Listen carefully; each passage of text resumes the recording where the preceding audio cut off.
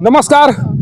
कैमूर पहाड़ी की गोद में स्थित गुप्तेश्वर नाथ धाम को जाने वाले जो रास्ते हैं उसी रास्ते के प्रवेश द्वार पर बड़ी संख्या में लोग खड़े हुए हैं। यहाँ पर ये सारे लोग डीएफओ से मिलने के लिए आए हुए थे। उन्हें पता चला था, सारे लोगों को पता चला था कि डीएफओ और डीएम यहाँ पर श्रावणी मेले के आयोजन को लेकर पहुँचने वाले हैं और जब ये सारे लोग जाएंगे अपनी समस्याओं को बताएंगे तो हो सकता है कि डीएम और डीएफओ के स्तर से इनकी समस्याओं का समाधान किया जाएगा। लेकिन समस्याओं की समाधान की बात कौन करे? डीएम और डीएफओ इनसे मिलने तक की समय नहीं दिया गया उन लोगों के द्वारा और डीएफओ के द्वारा 1 घंटे तक इंतजार कराए जाने के बाद भी इनसे मिलने की कोशिश उनके द्वारा नहीं की गई, या ये लोग चाह रहे थे कि उनसे मिले लेकिन डीएफओ के जो भी सुरक्षाकर्मी हैं डीएफओ तक नहीं जाने दिए।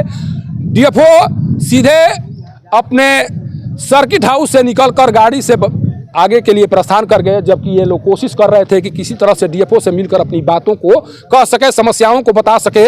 लेकिन डीएफओ का व्यवहार यहाँ पर जिस तरह से दिखाई पड़ा, जिस तरह से उनके द्वारा इन लोगों के साथ व्यवहार किया गया, उस व्यवहार को देखकर ये कहा जा सकता है कि रोहतास में एक ऐसे डीएफओ की पोस्टिंग हुई है जिसको स्थानीय लोगों या जो मजदूर तबके के लोग हैं उनमें से बदबू आती है। बदबू इसलिए आती है कि अगर बदबू इन लोगों के उनके अनुसार इनके शरीर से बदबू नहीं आती तो डीएफओ के द्वारा जरूर 2 मिनट मिलकर इनसे बात की जाती, इनकी समस्याओं को समझने का प्रयास किया जाता है। लेकिन जिस तरह से डीएफओ यहाँ से गए हैं उसे साफ लग रहा है कि डीएफओ इन लोगों से बात करना भी मुनासिब नहीं समझ रहे हैं। उन्हें लग रहा है कि बात करेंगे तो हो सकता है कि जो इनके शरीर से, चूंकि ये गरीब गुरबे लोग हैं, ये मजदूरी करते हैं, इनके शरीर से पसीने आते हैं और पसीने की बदबू शायद उनके नाकों तक पहुंच जाए, इसी डर से डीएफओ यहां से चले गए। इनसे बात करना भी मुनासिब नहीं समझे। वाकई में यहां पर कोई मंत्री होता, कोई यहां पर प्रधानमंत्री भी आए होते, अगर इन लोगों के द्वारा कोशिश की जाती तो शायद प्रधानमंत्री भी इनसे मिलकर बिना मिले नहीं जाते। लेकिन डीएफओ एक ऐसे अधिकारी के तौर पर जाने जा रहे हैं जो लोगों से बात करना मुनासिब नहीं समझते हैं, लोगों को पशु पक्षी की तरह समझते हैं और उनके साथ उसी तरह का व्यवहार करते हैं। जो आज दृश्य दिखाई दिया उसके अनुसार साफ लग रहा है और इस डीएफओ के रहते हुए लोगों की समस्याओं का समाधान नहीं हो पाएगा। कारण कि डीएफओ जब लोगों की समस्याओं के बारे में जानने का प्रयास नहीं करेंगे, समझने की कोशिश नहीं करेंगे तो उनकी समस्याओं का समाधान वो नहीं कर पाएंगे। आप लोग बड़ी संख्या में आए हुए हैं, क्या बात है? हाँ बोलिए। हाँ, एक बोल रहे हैं हम कि हमारे भारत ऐसा देश में जो आप करने क्या आए थे? हम आए हैं गुप्ता धाम के रास्ता के लिए। क्या रास्ता के लिए क्या आए हैं? रास्ता के लिए खुलवाने के लिए हम लोग आए थे कि खुलेगा रास्ता, आज हम लोग माल लेकर जाएंगे अपना अपना। कौन आया था यहाँ पर? डीएफओ आए थे और डीएम आए थे, सब लोग आया था। तो बात हुई उन लोगों से? कोई बात नहीं हुई। क्या बताया गया? डीएफओ यहाँ आए हुए थे, मिलने की कोशिश आप लोग किए? डीएफओ पूरा कोशिश किए हम लोग, डीएफओ चला गया, मिला ही नहीं।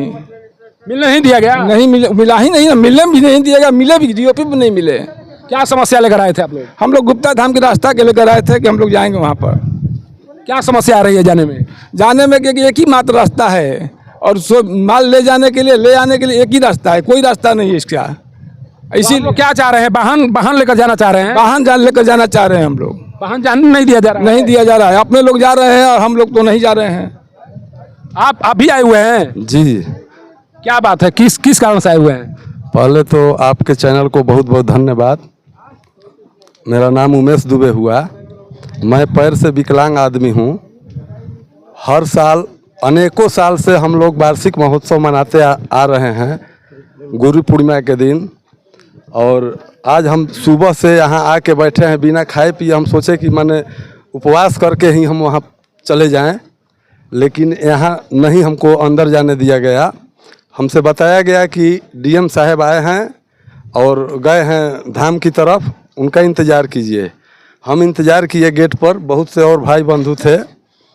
डीएम साहब आए, उनसे हम लोग गेट के बाहर ही मिल के कहे मिलने के लिए, तो वो बोले कि आप डीएफओ साहब से जाके मिलिए, अंदर इशारा किए। हम लोग अंदर भी गए, अंदर गए तो डीएफओ साहब से हम लोगों को नहीं मिलने दिया गया और बदले में बल्कि हमको धक्का मुक्की करके ऐसे ज़बरदस्ती करके वहाँ से हटा दिया गया। इसलिए कि आगे आगे हम कौन हटाया? अब हम तो नाम नहीं जानते हैं, लेकिन ऐसे बोले थे कि वॉलंटियर को बुलाइए। हाँ, जो भी यहाँ के कर्मचारी लोग हैं वही थे। धक्का करके इशारा करके ऐसे भगा दिया गया कि नहीं हटो यहाँ से, भीड़ मत लगाओ। तो हम लोग साइड में हो गए और रिक्वेस्ट किए उन लोगों से कि हम लोगों को ना कुछ नहीं करना है, उपद्रव नहीं करना है, ना अपशब्द बोलना है। हम लोगों को प्रेम से उनसे से मिलवा आप दीजिए। लोगों से मुलाकात नहीं हुई डीएफओ की? नहीं नहीं, डीएफओ बता रहे हैं, वहीं तो बता रहे हैं। हम लोग इंतजार भी किए, अभी शाम होने जा रहा है, लगभग 4 बज गया। हम यहाँ 8 साढ़े 8 बजे सुबह के आए हुए हैं। और वो भी समस्या क्या है बताइए? हम लोगों का समस्या है कि रास्ता बंद किया गया है। कम से कम बाइक जाने के लिए अलाउ या तो किया जाए, नहीं तो वो लोग जा रहे हैं जिस गाड़ी से, उस गाड़ी से सब कार्यकर्ता जो है गुरु पूर्णिमा वाले या श्रद्धालु हैं। घटना अगर होगी तो इसकी जिम्मेवारी किसके ऊपर जाएगी? घटना तो ऐसे सरकार की सब जिम्मेवारी होती है। हम लोग सरकार को क्यों चुन के आखिर संसद में और पार्लियामेंट में क्यों भेजते हैं बताइए? उनका जी ये बात आप सांसद से पूछ सकते थे। सांसद के पास आपने फोन किया? नहीं, सांसद के पास तो फोन नहीं किया मैं, लेकिन हम पहले जानते ही नहीं थे कि बंद है। यहाँ जब आने के बाद सब कुछ हमको पता चला तो हम सोचे कि चल। आपको दुख हुआ? आपसे डीएफओ नहीं मिले, दुख हुआ? जी बहुत दुख हुआ हमको। इतना दुख है हमको कि हम तो को लगता है कि हम जलाशय में कूद के अपना जान देते।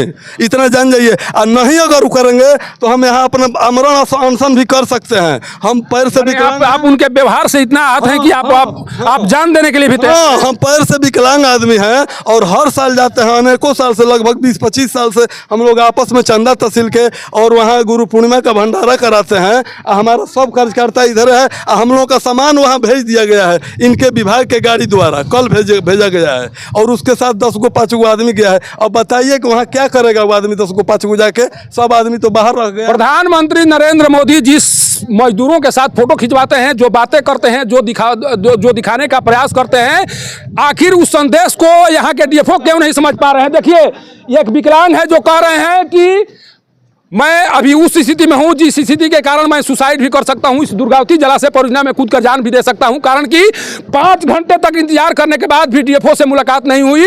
और डीएफओ के व्यवहार से ये इतने आहत हैं कि इन्हें लग रहा है कि अब मेरे पास एक ही विकल्प बचा हुआ है, कारण कि डीएफओ के व्यवहार से मैं बहुत आहत हूं और उस आहत के कारण मेरे पास एक ही विकल्प बच रहा है। और ये विकल्प के तौर पर अब यहाँ पर आमरण अनशन करने वाले हैं। आखिर डीएफओ का पद इतना महत्वपूर्ण क्यों हो गया है? रोहतास का डीएफओ इतना निरंकुश क्यों हो गया है? रोहतास का डीएफओ इस तरह से लोगों के साथ बर्ताव क्यों कर रहा है?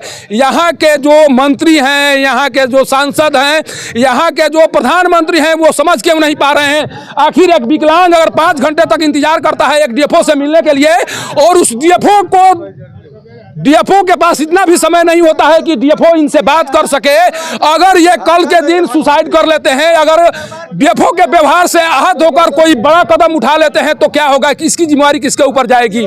आज जिस तरह से इनके द्वारा बात कही जा रही है कि इन्हें धक्का देकर भगवाया गया है, डीएफओ के द्वारा धक्का देकर भगवाया गया है। जी हाँ, वॉलंटियर बुलाया गया कि वॉलंटियर किधर आए? उधर से 4-5 गो आदमी आए, हमको ऐसे जबरदस्ती वहाँ से भगा दिए और कहे कि हटो हटो यहाँ से, भीड़ मत लगाओ। तो हम बोले कि भीड़ हम नहीं लगा रहे हैं सर, हम किनारे खड़े रहते हैं, हमसे केवल उनसे डीएफओ सर से बात करवा दीजिए, इसलिए कि डीएम सर बोले हैं तब हम यहाँ। डीएम साहब कहे थे कि आप लोग मिल लीजिए। हाँ, जाके डीएफओ से मिलिए। हम गेट के पहले बाहर थे, जब डीएम साहब हमसे ही कहती है कि नहीं जाके मिलिए, तब हम अंदर गए और वहाँ हमको भगा दिया गया इस तरह से करके।